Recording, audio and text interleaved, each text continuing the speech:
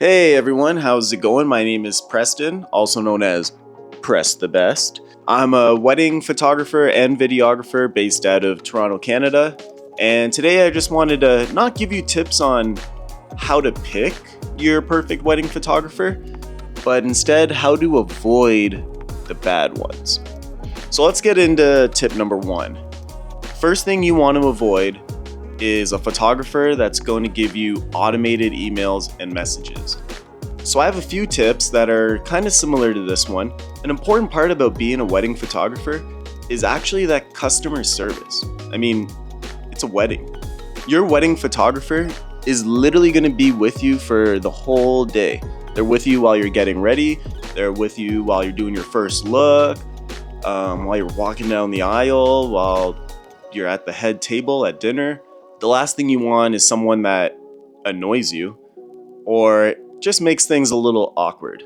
Being a wedding photographer, to have automated emails makes things so much easier, obviously. If I have a lot of people sending me emails and I'm out doing my other job or out with the wife or something like that, yeah, I can have these emails replying to all my clients for me, and that's great and all, but we kind of lose that connection, you know?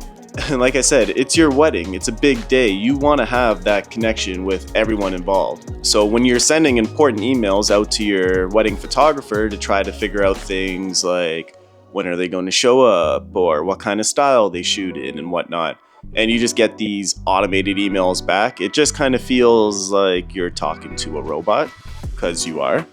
So if you find that you like the style that your photographer shoots in and you really want to get to know them, but then they hit you with that automated email, just ask them like, hey, is it okay if we just have like an actual one-on-one conversation and avoid these automated emails?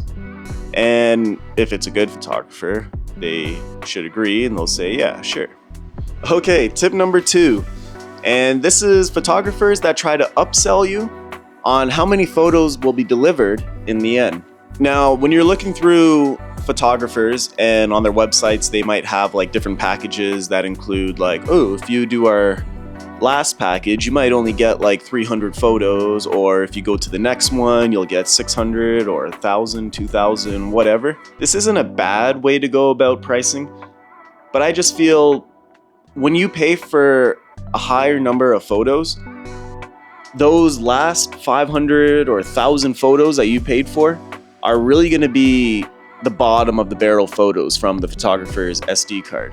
And what I mean by that is automatically, if you choose, like, say if your photographer is going to give you 500 photos, they're going to be picking their favorite 500 photos, right? The best 500 photos that they have, because they don't want to give you crappy photos because that just looks bad on themselves. So they're going to pick out the 500 best photos. Now, if your package, if you increase to like say 800, well, now they got to find 300 photos that aren't as good as that original 500, but are, you know, whatever. And then once you hit like 2,000 photos, now they're really sitting there looking at, oh, this one's kind of in focus. So yeah, let's just give them that one. Or they hit you with those, the blurry photos. Blurry photos is like a ongoing trend right now. And I'm not too sure. It's kind of weird if photographers are really trying to get that, but I find that a lot of photographers, their settings are wrong and they end up getting all that motion blur, but then they say, oh, it looks artistic. So you have a blurry photo of you like walking down the aisle, or a blurry photo of you coming down the stairs. I don't know. It's whatever. Get that out of here. But essentially, if a photographer is trying to upsell you on those extra photos, they're really just looking to get more money out of you. You're not going to find anything great in those last 500, 1,000, whatever photos. With my wedding packages, I pretty much just tell them, hey, I'm going to give you every photo that turned out great. Every photo that I feel like you're going to like. A photo that you might want to frame, or a good photo of a friend or family member that was at your wedding that you're going to want to remember. I feel hours are more important. So I think my base package starts at like 8 hours, which, you know, covers a good chunk of the day, but you should just know that with less hours, generally you're going to get less photos. If you pay for a whole day, yeah, you're going to get a lot more photos because that's extra hours of me taking photos, and chances are there's going to be a lot of great photos during those extra hours. So hours are a lot more important than number of photos. All right, tip number 3. And did I tell you this is my first YouTube video? I mean, I don't know how well it's going, but we'll see. But anyway, tip number 3 is photography companies. And now by photography companies, I mean like you hire a company and they're gonna come with like 5 or 6 shooters. You're not even gonna get their names.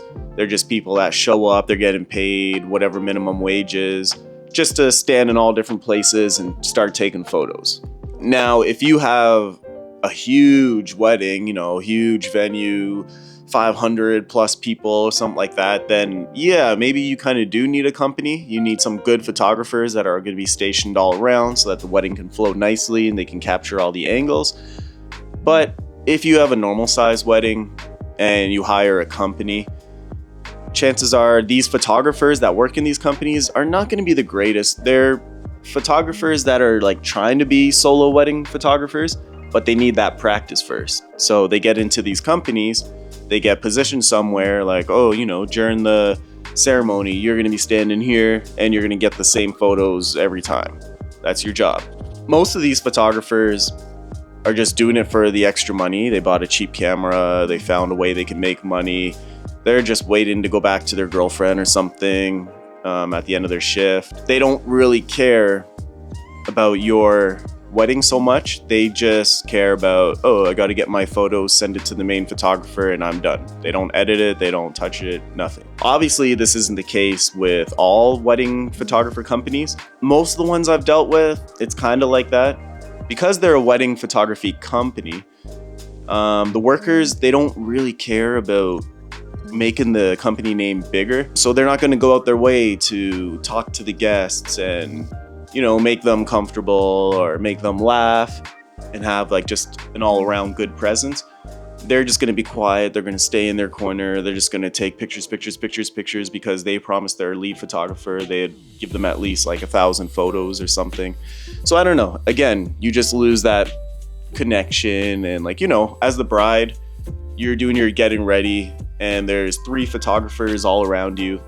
You don't know their names. They're not talking to you. They're just click, click, click, click, click. Just makes things awkward and it's not that great of an experience. I'd always recommend going for a solo wedding photographer. They might have like a second photographer and that's fine, but you want someone that's going to have that connection with you, someone that's going to talk to you like, hey, it looks really nice when you're looking in the mirror with the dress on. So can you stand like that? I just want to get a photo from here. You're not going to get that most of the time with the bigger companies. Just my experience. Okay, tip number 4. Right? You're supposed to do 4 this way or this way. I don't know. I think I do this way, but whatever. Tip number 4 is avoid those orange photographers. And now I'm not talking about the hair color, Yeah, I'm talking about photographers that tend to make all their photos orange. What do we call that? Like sepia?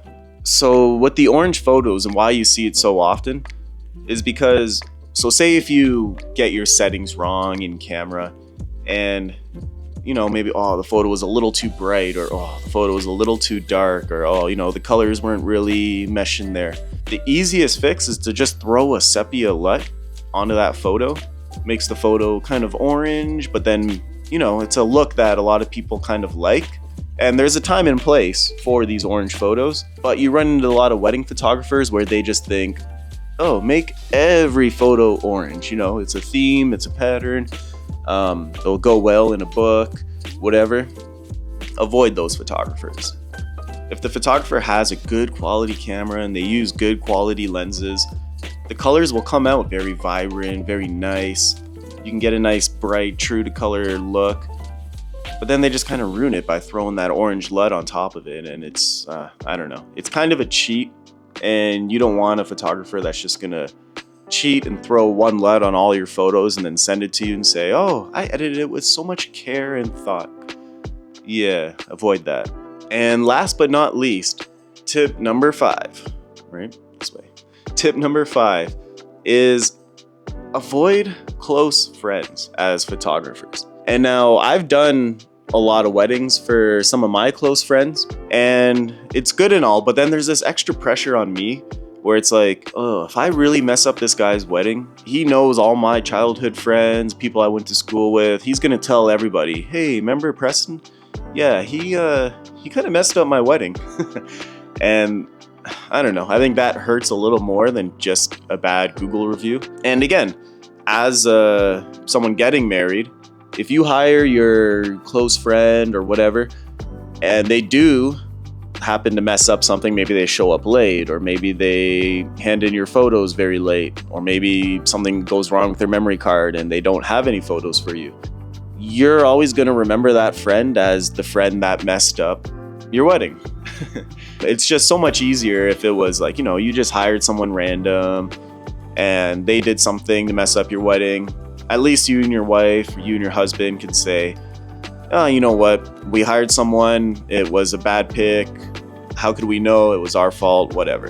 That way you don't have to look at like, oh, we hired Jim and Jim gave us a good discount, but now look, he screwed all our photos. Or maybe even get into like, Jim is your friend, it's your fault that, we went with him and he messed up everything. Yeah, just something nice to avoid. And now I just have a few tips for what you can do to find out if this photographer is one of these kind of photographers. So going back to those automated emails and messages and whatnot, one thing every photographer should do, and I mean they should prompt you on this, is book a video call or even an in-person meeting. This way you can actually learn about the photographer, get to know their personality, find out things that they like that maybe you like in common. Like, make friends with your photographer, because like I said, they're going to be the one that's with you for the whole wedding. They're kind of like your, the third person getting married, the third wheel, whatever you call it. A video call is probably the most important thing next to an engagement shoot. And that's actually another tip. If you do the video call and you get to know your photographer, you think that you like them personality-wise, book that engagement shoot. This way, it's kind of like an audition. So you go to a location of your choice.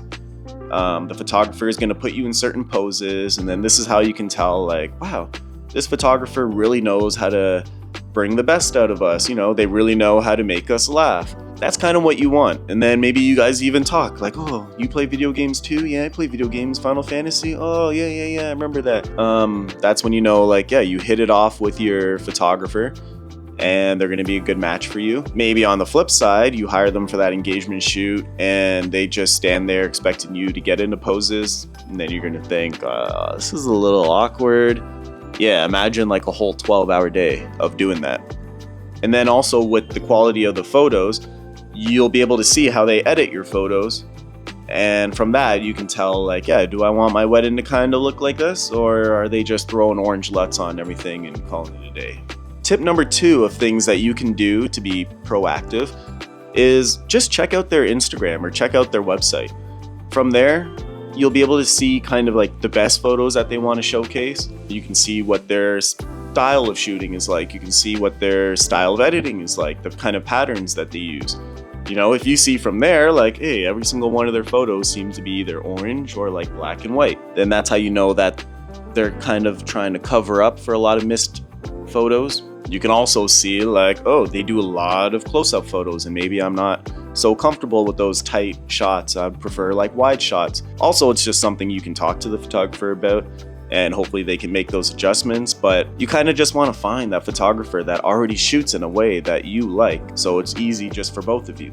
And tip number 3, one that I haven't really seen online, it's something that I like to do with a lot of people, maybe because I'm just a camera nerd. Even if you don't know much about the gear and all the technology, ask them about what kind of camera do they use and why. Some photographers might say, oh, I use this old camera from 2001 because it's not the camera that makes the photographer blah blah blah, it's the photographer, whatever, right? I don't know, I don't like that saying. But if they can give you a good answer like, oh, I use Sony because Sony has great low light, the autofocus is great, I really care about not missing certain moments, stuff like that. Or they might tell you, hey, I shoot with all prime lenses, because then that way you can get the best quality at the focal lengths. Or I use 2 cameras, so I can always have like wide lens on one and a tighter lens on the other. If you ask the photographer and they hit you with like, oh, I just kind of have this camera and I just kind of have this zoom lens, and that's all I use, just very basic, then, you know, I don't know, maybe your photos might end up very basic as well. So yeah, just a quick video on not what to look for in a wedding photographer, but what to look out for when choosing a wedding photographer. Yeah, that makes sense, right? Again, I'm Press the Best, and yeah, this is my first video, believe it or not. Heavy on the believe it. But yeah, hit like, hit subscribe. I'm gonna try to make more of these. If you have any questions, leave them in the comments. I'll get to them. I believe I'll get to them. And yeah, see you on the next one. Peace.